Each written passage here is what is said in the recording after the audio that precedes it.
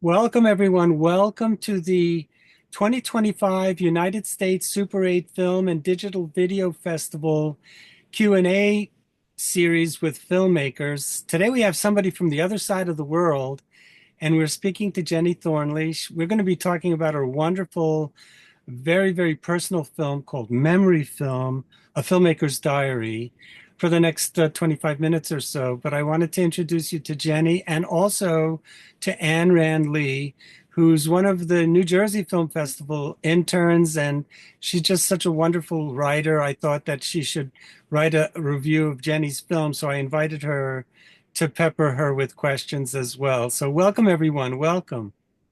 Thank you. Great to be here. Thank you. Thank you, Anran, for coming in, and thank you, Albert, for selecting Memory Film for your great festival. I'm really honored. Thank My you. pleasure. Well, the Super 8 Festival has been in existence now for 37 years, and as an active Super 8 filmmaker in the 80s and 90s, it's always been my baby to try to continue supporting the format, even though there was a very scary time where we didn't know if there would be any more Super 8 Mm. film. But that's not the case. We actually have a wonderful sponsor named Pro 8. They're a lab in Burbank, California, which is also dealing with the really bad fires that are taking place there now. But everyone there seems to be fine.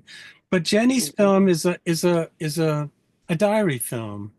Um, it's a film that I like to compare to being like a quilt that has different parts that are weaved together, and it's all from this wonderful silent Super 8 footage that she has, over 150 rolls of this film, and that she's kind of gone back into the archives and recreated. What I really like that she mentioned in her press kit, that it's a kind of farewell film poem for life. And I wanted to ask you about that. But is this your final film? It's not your final I film, is it? I think so, yes. I think Really? so. I think so, but this phrase farewell film poem to life comes from a Japanese poetry tradition by the Japanese death poets. And someone gave me the book of Japanese death poetry a number of years ago, before the film, Mm. before I had constructed the film, and I used to carry it around with me and read it. It's just maybe all haiku, and it's not just by monks or nuns, it's by householders. So Wow. it's a tradition in Japan where people write poetry in their latter years as they're aging. And for the monks and for the nuns, they like to be writing their final poem sitting up in the meditation posture, holding the pen, and they just kind of pass away, and they leave their last poem. Wow. And I read this book, and I thought, oh, I could make a film as a death poem in that tradition. Mm. And there's a great death poem by one of the 13th century writers where he says, death poems are mere delusion. Death is death. Mm. And I think as a senior, that's something that I'm really kind of grappling with. Like, I've made this film as a death poem, and then you've got one of the death poets saying, well, that's just a delusion, drop it, you know, and it's pretty confronting. Yeah. But it is a celebration of life and of your life as well. And I think that's what's so magical about your film, because you weave together the various parts of your life, and some are very personal moments that were captured on film that you kind of bring back to the fore. And so I think it's just a masterful, kind of look into your own life, and it is a celebration. For me, that's what I read into it. There's a journey. It's a journey, like, to kind of return to the 150 rolls which were in a cupboard, in my cupboard, and I knew that, look, there was all my whole Super 8 kind of like technology Hmm. over many years sitting in the cupboard. And I thought, well, what am I going to do with this? And then somewhere in there, I'd read the death poetry book. And, Hmm. there's several other films I can refer to, that are inspirational. But I just decided you know what it's like raising money to make a film and make a film. So I wrote to our National Film and Sound Archive and put a proposal to them. What if you digitize my footage and I could do a contra, like I'll write some essays or some articles about the collection or whatever. Anyway, it just so happens, it's a long story, and this is 2014. Wow. 2013, 14, I started this idea. And there was just a particular curator who loved my other films, my 16 films, my Mm. historical, political films, and several personal films. And she said she worked it so that they acquired the collection. So they purchased the collection Wow. and they digitized it. And, you know, that was like I was on my way. Yeah. You couldn't, but to prepare the collection for them, I write about it in that chapter. I wrote a chapter about making the film. Mm. And so, you know, you don't want to run the film through the projector because it's original and you don't want to scratch it any more than it's already degrading. Mm. So I just sat on my couch at home and I put a silk cloth over it and and I had a picture viewer for still photographs and I just would hold it up to the light frame by frame, unfurl the 3-minute roll, and I'd make a shot list. And it took me a couple of months maybe. Yeah. Can I imagine. shot listed the whole thing. Crazy. And that's what I sent to the archive, the shot list. And anyway, they took it on, and the shot list was very useful because then, of course, that could all be re-entered into the edit system and by Right. Right. themes.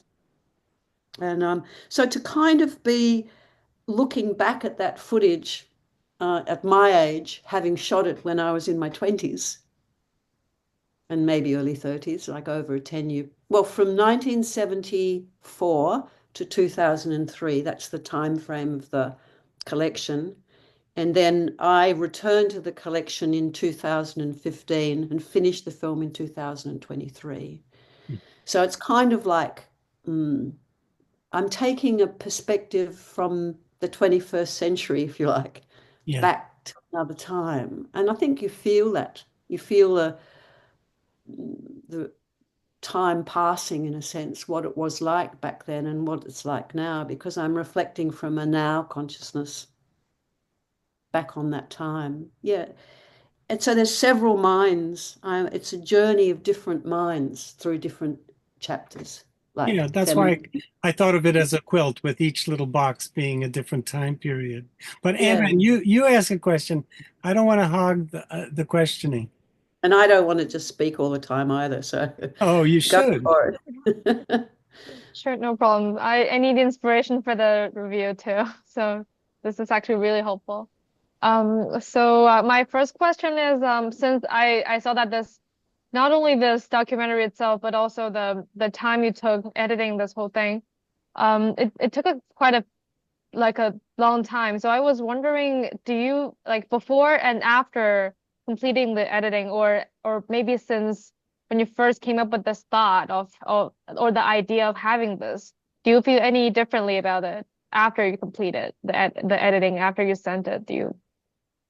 Well, Yeah. by the way, I did edit the first assembly myself, and I think I got 4 hours down to, I forget what length, and then I took on an editor because I didn't want to edit myself.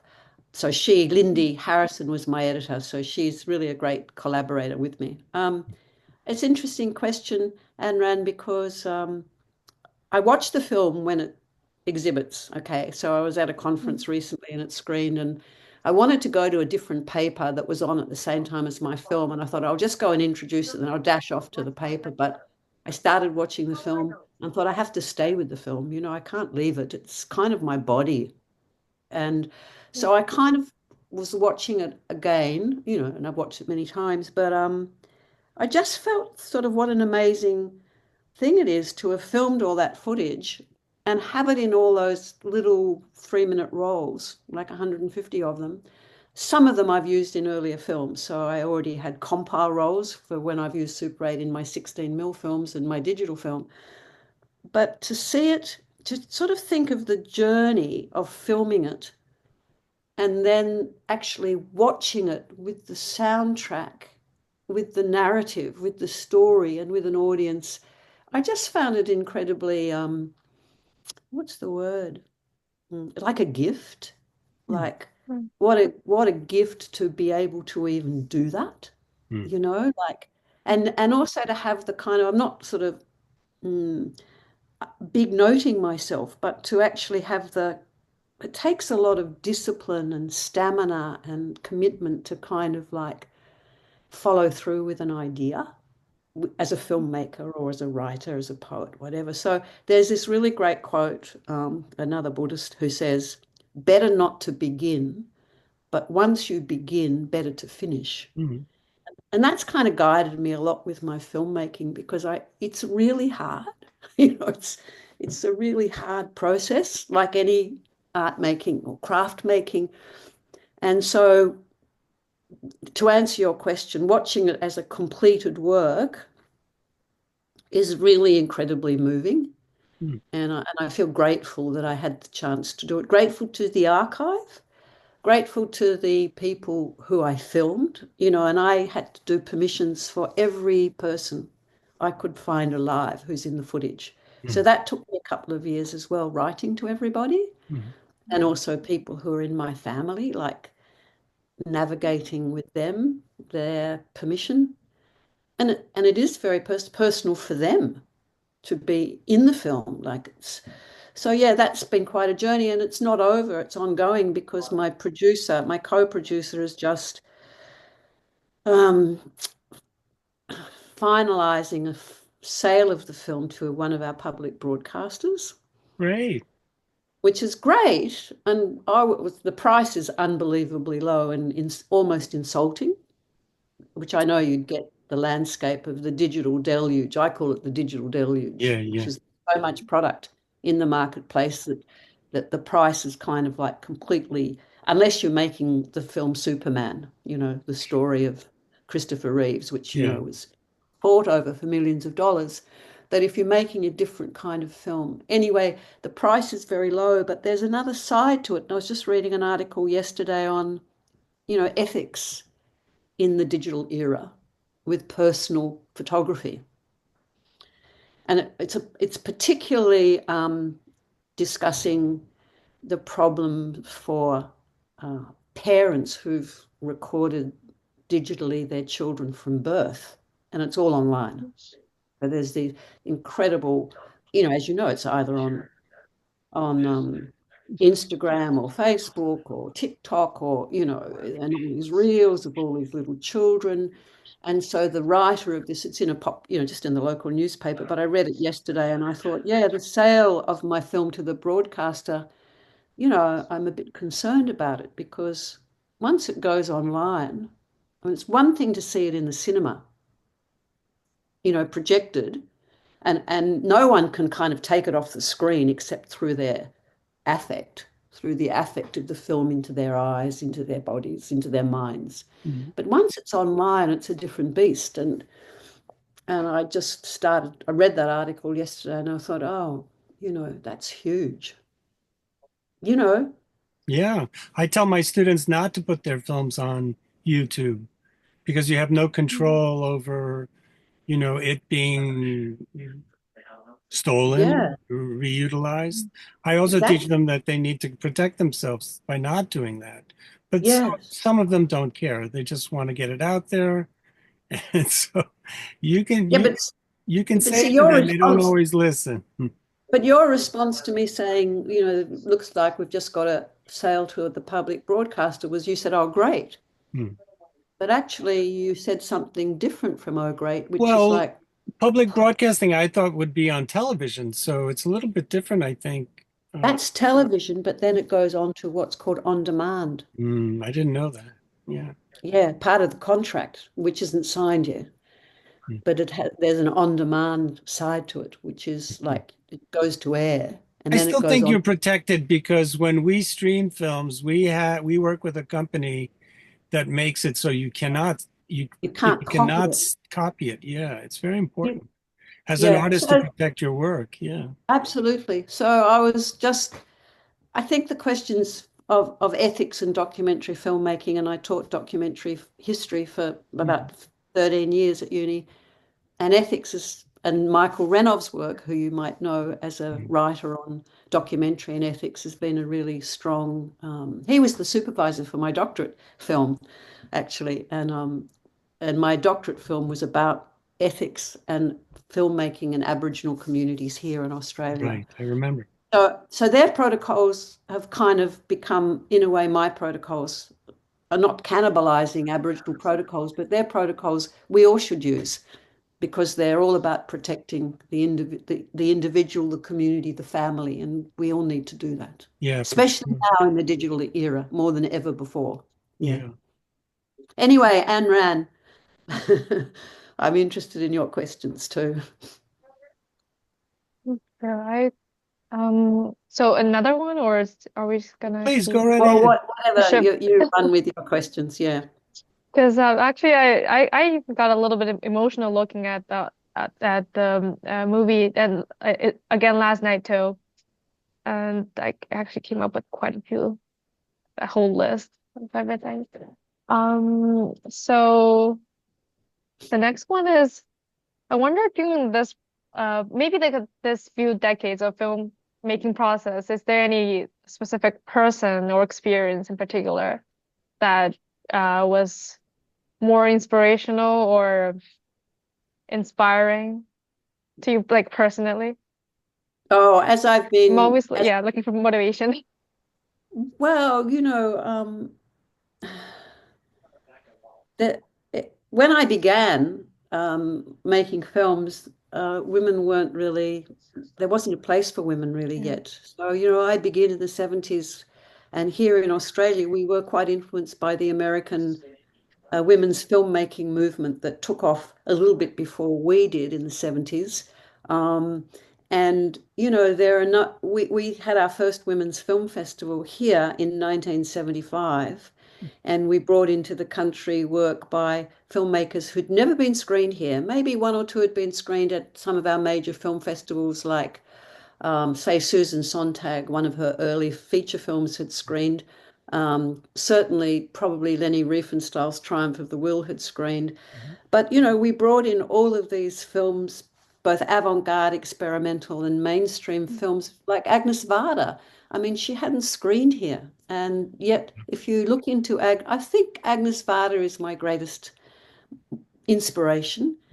I love all her films, and her relationship between the public and private is really labile and very fluid. And you just have to look at The Gleaners and I, or even a film like that's not a documentary, although it is documentary drama in a way, which is Cleo from 5 to 7, which is just such a wonderful film. I think it's made in 61. Films like that we hadn't seen. So filmmakers like Varda we didn't know about. So in 75, I was introduced to these films, and they provided a lot of inspiration for my second film called Maidens, which is using my Super 8 for the first time to tell the story of my family, and also to sort of tell the story of the breakdown of my family. And the films that came to us for the Women's Film Festival in 75, and the German women filmmakers were doing it as well. They were exploring their past history of kind of World War II and the Holocaust and Germany's role in the Holocaust. And the women filmmakers and the male filmmakers started making films about that historical period in their time, in the 70s and 80s. And the films are incredible. And Jutta Bruckner comes to mind. And there's Von Trotta, Margaret von Trotta. Margaret von Trotta, and there's a wonderful film, but I've just gone blank on the filmmaker's name, which is my memory and age. But yeah, there are people who precede us who are the inspiration, and we honor them and acknowledge them. So yeah, they've been very, very important. Yeah. Tell us about the music in your film. Well, it's interesting. I had two rules as I was assembling the film. It became clear to me it's like Super 8, or the rushes speak to you. They start, in a way, the film is making itself in some curious way, formally. And if you listen to what you've got there, watch and listen, a form is evolving and you just have to kind of thread the needle of it in a way. And, you know, using your patchwork quilt sort of metaphor, you know, editing is rather like weaving, and I did do weaving as a subject at school as a high school student, and I think filmmaking is rather like weaving. But the two rules were only the Super 8, no other material to be brought in, not still photographs, not camera interviews, nothing else, just only the Super 8 archive, and no narration, no interviews, no voices, only music or sound effects, sound design. So the editor and I, she wanted music to work with, so we lay a guide track of music down. And I used an oud artist called Anur Braham, because I love the oud. And she introduced me to an Australian oud artist whose work I didn't really know, called Joseph Tawadros, who was a friend of hers. And he just immediately, we asked him, could we use his oud for the trailer? And he said, yes, you can. And I put my hand up for it, for the composing. So it's a long story because I had a Canadian violinist called Zoe Keating, whose work I really, really love. And we laid something like 13 Zoe Keating tracks. She was so expensive to purchase, you know, she was beyond our reach. And when you've got to go through the funding bodies to raise money, you know, it's felt better to go with an Australian artist than to be asking or trying to raise money for a Canadian artist who, you know, doesn't have any relation. She's visited here. I've been to her concerts, but she could have picked up with the idea and we could have negotiated a price, but that didn't happen. So in the end, Joseph was the guy and the person. And just an amazing thing about the music is he was quite challenging to work with. He's not really a film composer. He's a composer for his own performances. And it's a long story, but, you know, it was very touch and go how it would work. I wasn't used to working with someone like that as a composer. And I got a phone call which just said, I'm arriving, he lives in London, I'm arriving on this day, I'm going to book a studio and a group of my musicians, and we're going to record to the picture on that day. And suddenly it was happening. And I said, I've got to be there. Anyway, I was there. They actually recorded the soundtrack almost live to the picture. Wow. Ran the film, and they played. I mean, he had the guide track film with all the guide tracks. So you had seen. He had, I mean, we did a lot of emailing work with different versions of the treatment and scripts and so on. But the day of the filming, the day of the music was one day. And most of it worked. A couple of tracks didn't work, and he had to go back in the next day and redo a couple of sequences, which were amazing. I'm very happy with the music. I think it's great. I think sometimes it's a bit too much oud. No, I thought it's married really well to the film, and I think you really lucked out by not having the violinist's work. I think it really gives it an Australian flavor as well. Yeah, and it he's connects very Australian. nicely. Yeah. Yeah, he's Australian Egyptian, and he kind of, so he's got a strong relationship to, he immigrated here from Egypt when he was like a 3-year-old, but he went to school here. He's very Australian. He's very Egyptian. But, you know, he's very emotional. He's a very emotional guy and very emotional. He expresses his emotions through music. And some of the sequences I would watch him playing through the booth, watching the screen, and he was weeping as well in some of the sequences. He kind of brought himself to tears. He took it to heart, and I think that's why you could just feel it. You know, it's very prevalent for me when you watch the film, and the second time I watched it, I enjoyed it even more. I think I had an overview, so I could appreciate it even more. It is a musical journey, and actually, it's done a CD of the soundtrack, which I'll send you the link. Oh, wonderful! Yeah, I think I saw it in your press kit, so I do. Yeah, it is there. I think. I saw it. Anran, we have time for one more question since we're running out of time. So. Sure. Well, we've talked about the history and the inspiration, and so for the last one, I'm wondering if there's any like a specific message that you want to express for young filmmakers or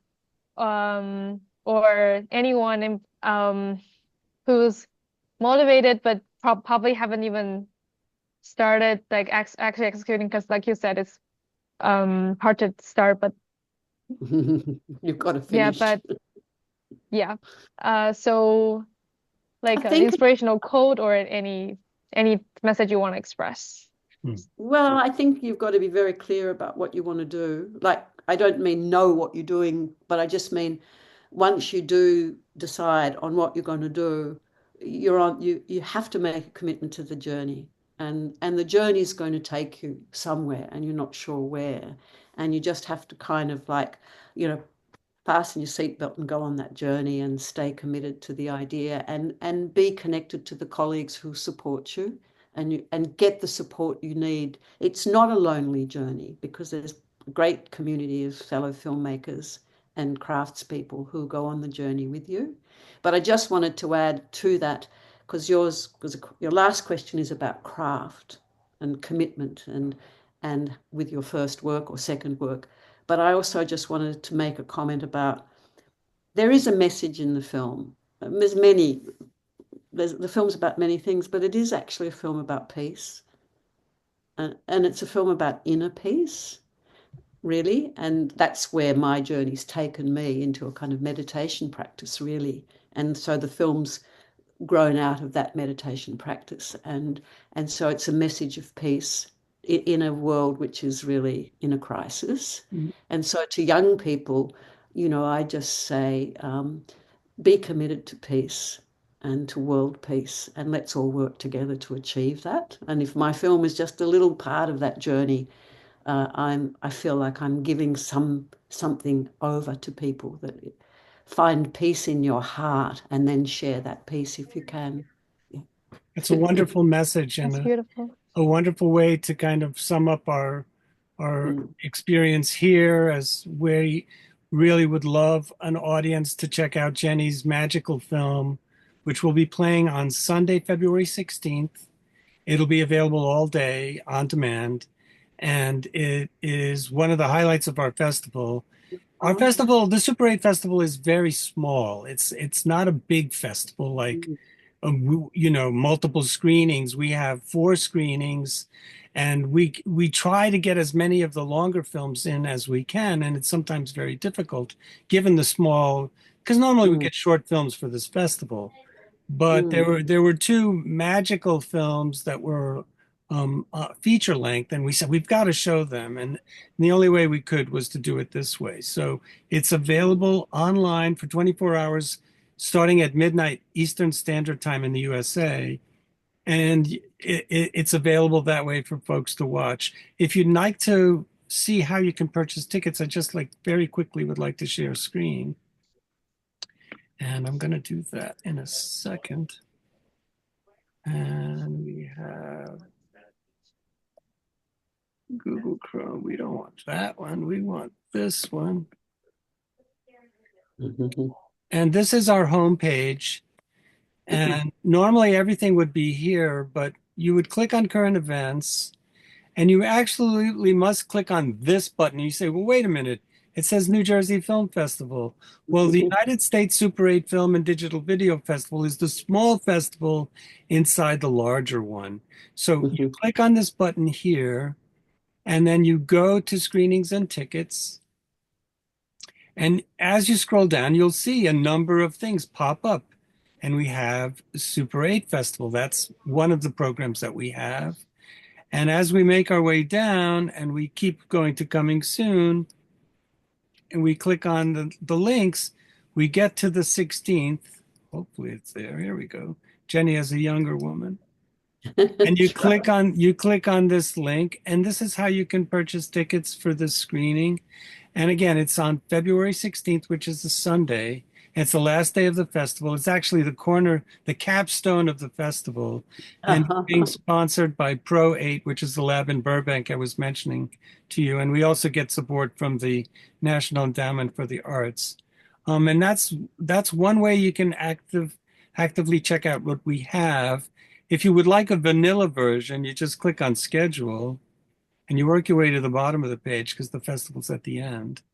And we have one program of shorts that's on the 15th, and they are in person at 7 o'clock in our space. Then on the 15th also, we have memorabilia, which sounds a lot like your film, but this is actually taking an older gay man's archival footage, and Todd Mm. Bro and Charles Lum have made a film focusing on his past lovers. It's also a very beautiful film. And then on Sunday, there's another shorts program at 5 o'clock. And then in the evening, or I should say all day, as part of program 2, you can see Jeni's film and read more about it here too.